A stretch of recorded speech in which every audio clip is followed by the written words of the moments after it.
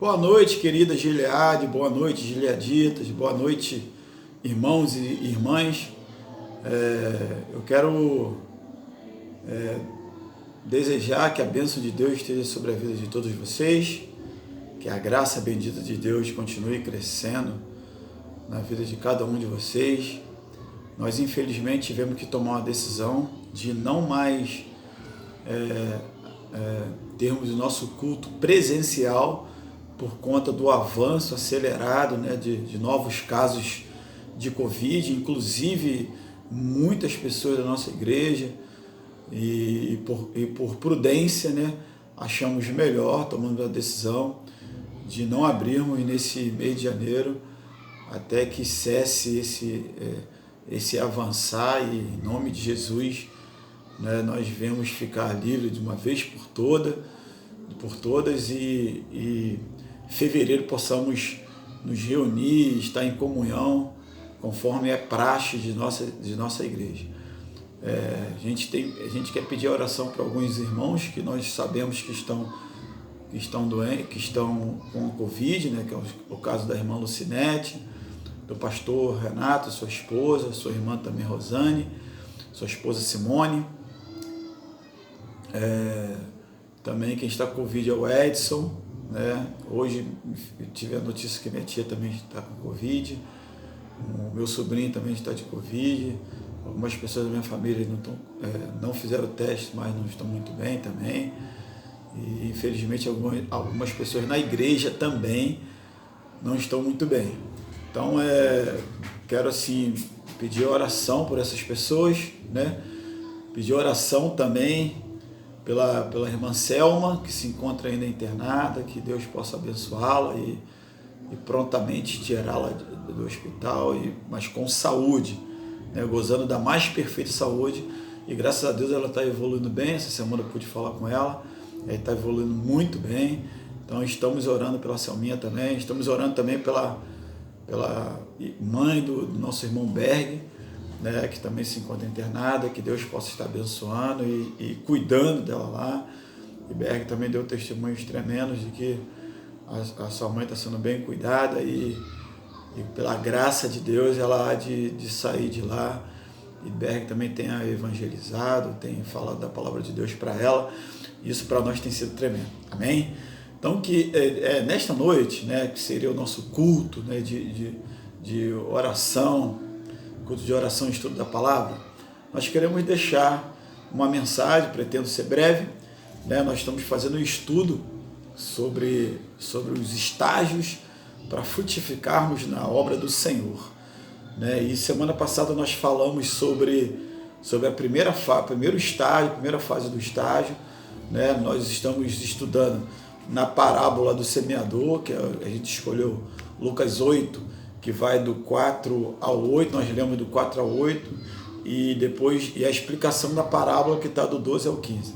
Então, na semana passada nós falamos sobre tentações, o primeiro estágio para a gente vencer, nós que somos de Jesus, que nascemos de novo, nós precisamos entender que temos um adversário feroz, um adversário que anda ao nosso derredor, como diz lá em Pedro, um adversário que quer nos estragar, um adversário que mata, rouba, que mente o tempo todo, ele quer nos estragar. Então, esse primeiro estágio, para que o crente ele seja um crente totalmente liberto, conforme diz a palavra, e que esse crente possa ser frutífero na obra, porque eu creio que não tem nada pior do que nós, apesar de conhecermos esse Deus maravilhoso, nós não frutificarmos, nós não testemunharmos com autoridade, nós não sermos bênção na nossa casa, na nossa igreja, nós não sermos bênção na nossa família, enfim, no nosso trabalho. Então, a proposta de Deus, eu quero crer, a palavra de Deus fala que nós fomos salvos para boas obras. Então, a proposta de Deus é para que a gente dê frutos, e frutos que permaneçam. Frutos que de fato vão abençoar pessoas. Então a gente viu semana passada que tem esse primeiro estágio, que é o diabo, que realmente ele tem roubado a palavra que nos é pregada, né? E a gente acaba perdendo a bênção que aquela palavra movimenta o nosso coração, a nossa vida, e por conta disso a gente não frutifica, né? Jesus, ele, no começo da parábola, a partir do verso 4, né, do capítulo 8, ele diz que quando uma grande multidão se reuniu e pessoas de todas as cidades vieram até Jesus, ele disse por parábola: um semeador saiu a semear, e ao semear, uma parte caiu à beira do caminho. À beira do caminho que essa semente caiu. Ela foi pisada e as aves do céu a comeram.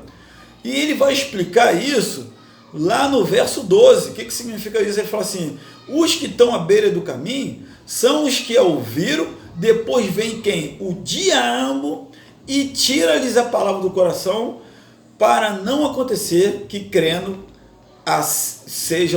sejam salvos.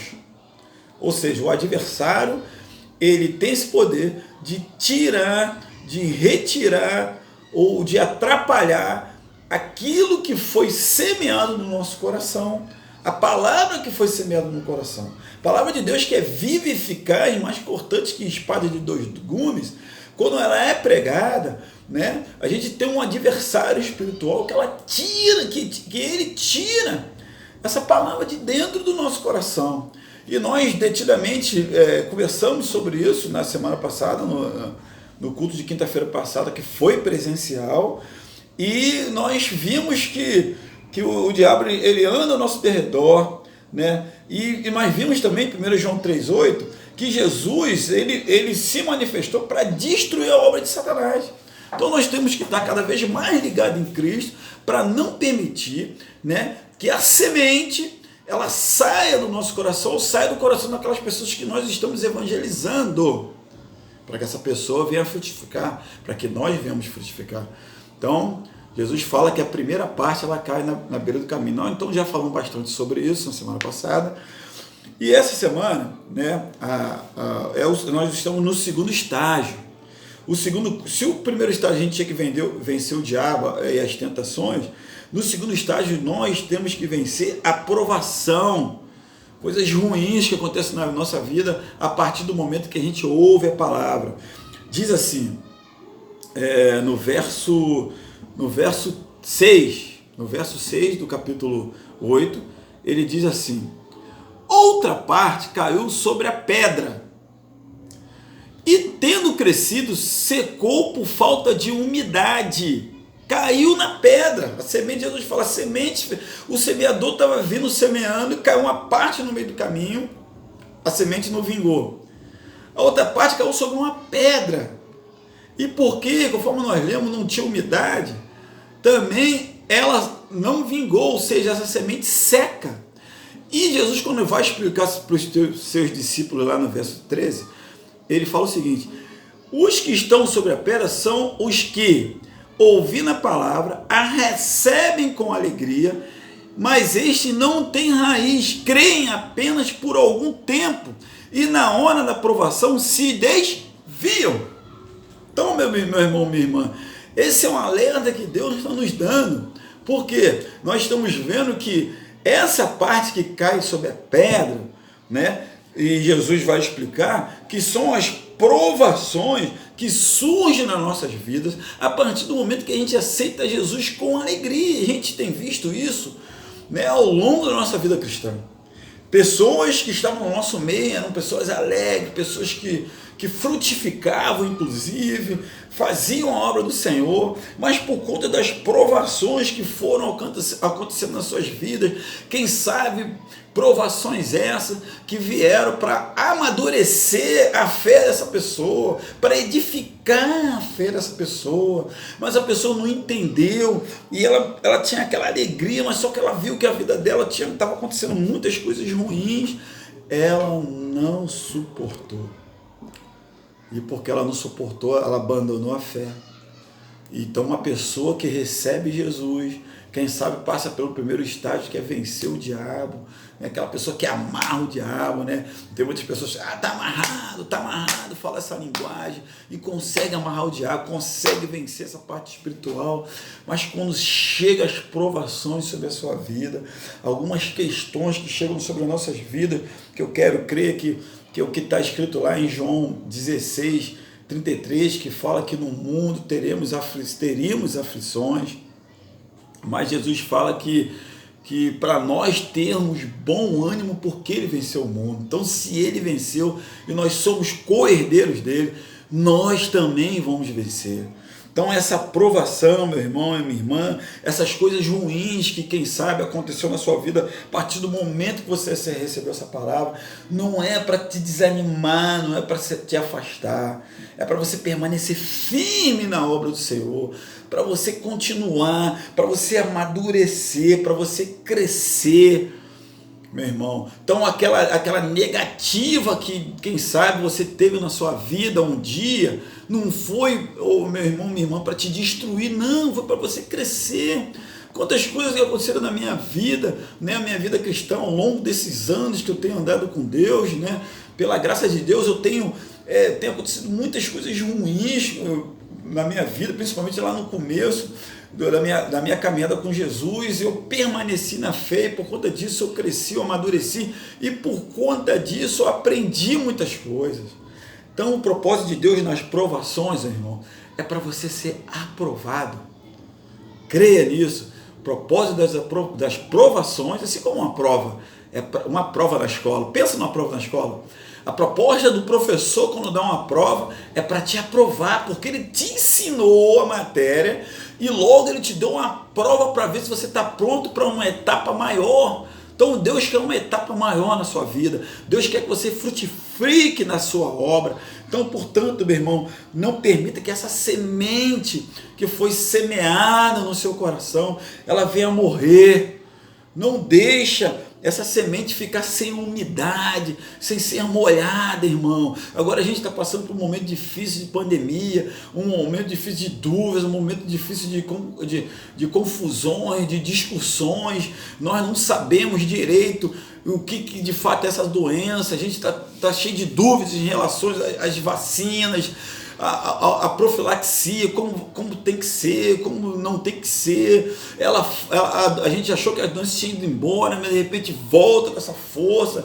Então, nesse momento difícil, de repente você está querendo se desesperar. Não se desespere. Calma, porque o Senhor, o Deus Todo-Poderoso, o Criador dos céus e da terra, Ele está do nosso lado, meu irmão, minha irmã. Ele é o nosso pastor e de nada nós teremos falta. Então, creia no Senhor, não permita que essa semente que foi semeada no seu coração, ela venha morrer. Pelo contrário, que o Senhor venha fazer essa semente, que Ele é poderoso, esse Deus maravilhoso é poderoso para fazer a semente crescer mesmo numa pedra, irmão, porque Ele é o Deus do impossível.